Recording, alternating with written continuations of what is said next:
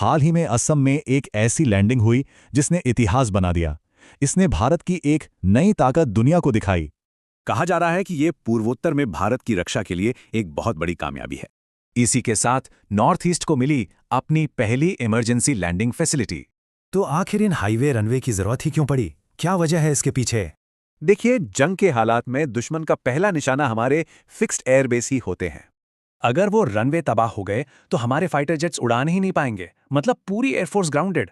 बस इसी मुश्किल से निपटने के लिए एक बैकअप प्लान की सख्त जरूरत थी, और इसका जवाब है इमरजेंसी लैंडिंग फैसिलिटी यानी ईएलएफ। असम में जो ये 4.2 किलोमीटर की पट्टी बनी है, इसकी लागत करीब 100 करोड़ रुपए आई है। इन हाईवेज को इतना मजबूत बनाया जाता है कि ये मिलिट्री एयरक्राफ्ट का वजन और दबाव आराम से सह सकें। और देखिए, यहाँ सुखोई 30 और राफेल जैसे जेट्स ने सफलतापूर्वक उड़ानें भरी हैं, मतलब कॉन्सेप्ट काम कर रहा है। तो क्या ये बस एक ही प्रोजेक्ट है या फिर कुछ और भी बड़ा प्लान है? नहीं, ये तो एक बहुत बड़े प्लान का हिस्सा है। पूरे देश में ऐसे कुल 28 रनवे बनाने की योजना है। और सबसे दिलचस्प बात है इनकी स्ट्रेटेजिक लोकेशन, जिसे पूरे देश में फैलाया जा रहा है। प्लान में साफ है कि फोकस पूर्वी सीमा पर है।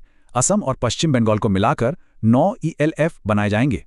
लेकिन इस पूरी कहानी में एक और बहुत जरूरी एंगल है, और वो है टाइमिंग का।